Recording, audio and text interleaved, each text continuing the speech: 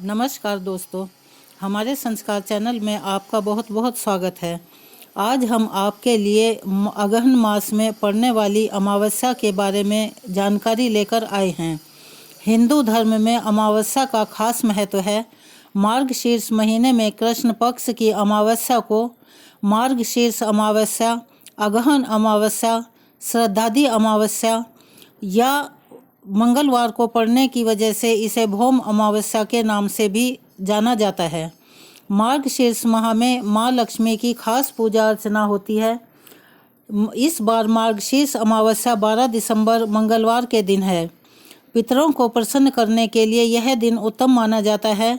आइए जानते हैं कि इस दिन कौन से काम करने से पितरों की आत्मा को शांति मिलती है।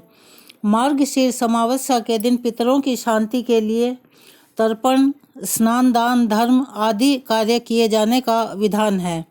इस दिन देवी लक्ष्मी का पूजन करना भी बहुत शुभ माना जाता है।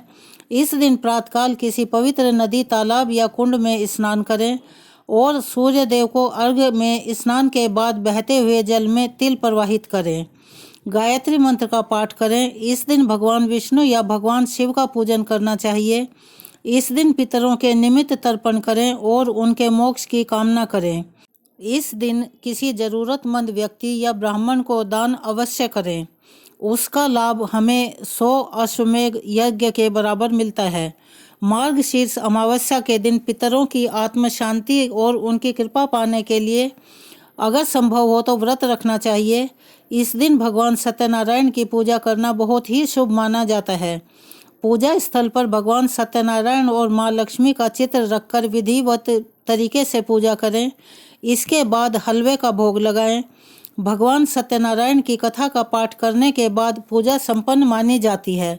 तो आइए सुनते हैं सत्यनारायण भगवान की कथा। सत्यनारायण कथा का वर्णन देव ऋषि नारद जी के पूछने पर स्वयं भगवान विष्णु ने अपने मुख से किया है।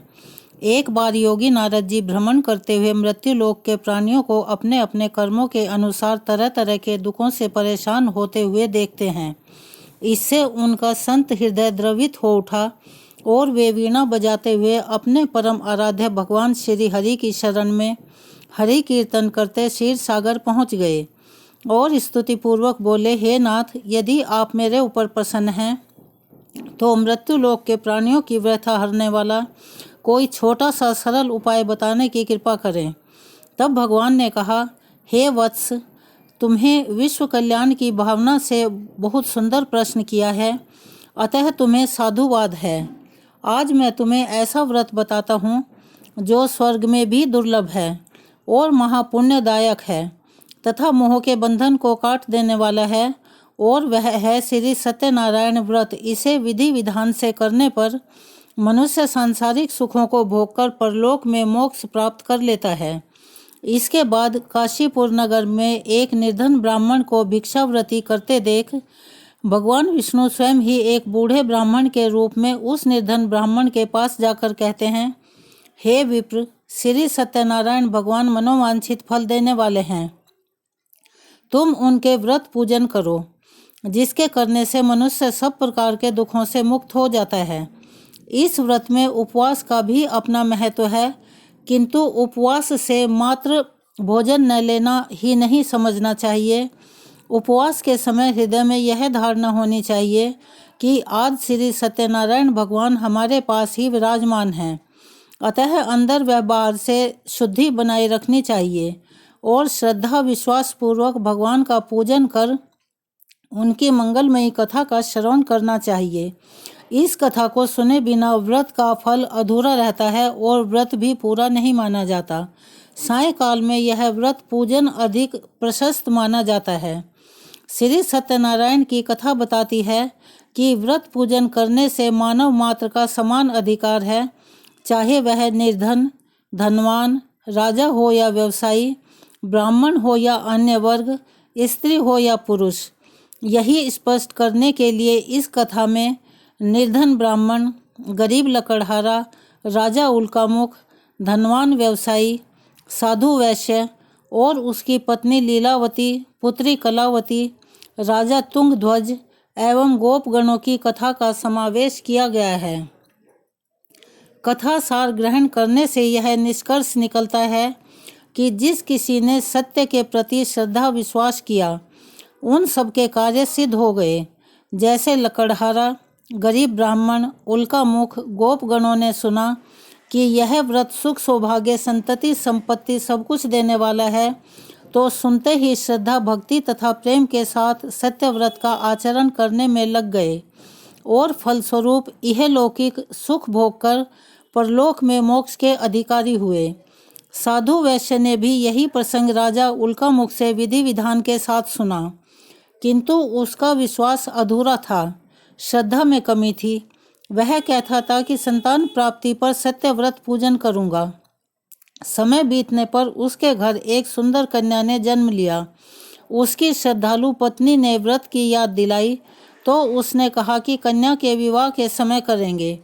समय आने पर कन्या का विवाह भी हो गया, किंतु उस वैश्य ने व्रत नहीं किया। वह अपने दामाद को लेकर व्यापार के लिए चला गया। उसे चोरी के आरोप में राजा चंद्रकेतु द्वारा दामाद सहित कारागार में डाल दिया गया। पीछे घर में भी चोरी हो गई। पत्नी लीलावती व पुत्री कलावती भिक्षावृत्ति के लिए विवश हो गई। एक दिन कलावती ने किसी विप्र के घर श्री सत्यनारायण का पूजन होते देखा और घर आकर माँ को बताया। तब माँ ने अगले दिन श्रद्धा से व्रत पूजन कर भगवान से पति और दामाद के शीघ्र वापस आने का वरदान मांगा। श्री हरि प्रसन्न हो गए और स्वप्न में राजा को दर्शन देकर दोनों बंदियों को छोड़ने का आदेश दिया। राजा ने उनका धन धान्य तथा प्रचुर मात्रा द्रव्य देकर उन्हें विदा किया। घर आकर पूर्णिमा और संक्रांति को सत्यव्रत का जीवन पर्यंत आयोजन करता रहा। फलतः सांसारिक सुख भोग कर मोक्ष को प्राप्त हुआ। इसी प्रकार तुंगध्वज ने वन में गोपगणों को श्री सत्यनारायण भगवान का पूजन करते देखा, किंतु प्रभुता के मद में चूर राजा ने तो पूजा स्थल पर गया और न दूर से ही प्रणाम किया, ना ही गोपगणों द्वारा दिया प्रसाद ग्रहण किया। परिणाम यह हुआ कि राजा के पुत्र, धन धान्य, अश्व गजादि सब नष्ट हो गए। राजा को अकस्मात आभास हुआ कि विपत्ति का कारण सत्यदेव भगवान का निरादर है। उसे बहुत पश्चाताप हुआ। वह तुरंत वन में गया। गोपगणों को बुलाकर काफ़ी समय लगाकर सत्यनारायण भगवान की पूजा की। फिर उसने उनसे ही प्रसाद ग्रहण किया तथा घर आ गया। उसने देखा कि विपत्ति टल गई है और उसकी सारी संपत्ति तथा जन सुरक्षित हो गए हैं। राजा प्रसन्नता से भर गया और सत्यव्रत के आचरण में निरत हो गया तथा अपना सर्वस्व भगवान को अर्पित कर दिया। श्री सत्यनारायण व्रत से हमें शिक्षा मिलती है कि सत्य रूप ब्रह्म जीवात्मा रूप में हमारे अंदर विद्यमान है। हम सब सत्य के ही स्वरूप हैं, पर माया के वश में आकर नष्ट होने वाली वस्तुओं को संग्रह करने की सोचकर संसार में मगन होकर रहते हैं। इस अज्ञान को दूर करके सत्य को स्वीकार करना और प्रभु की भक्ति करना ही मानव का धर्म है। यही सत्यनारायण व्रत की कथा और उसका सार है।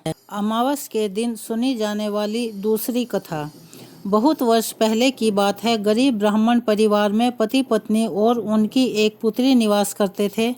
सारा परिवार प्रभु भक्ति में लीन रहता था। उनकी पुत्री सुंदर, संस्कारी और गुणवान थी।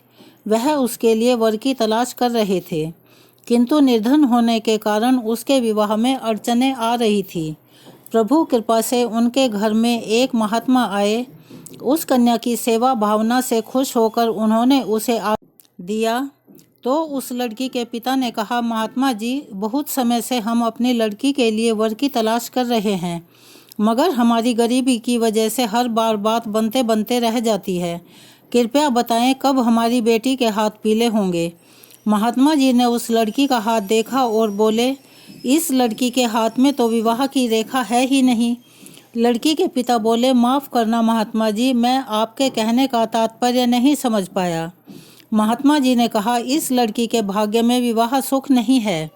महात्मा जी के मुख से ऐसे वचन सुनकर ब्राह्मण दंपति रोते रोते महात्मा जी के चरणों में गिर गए और उनसे इस समस्या का समाधान बताने के लिए विनती करने लगे।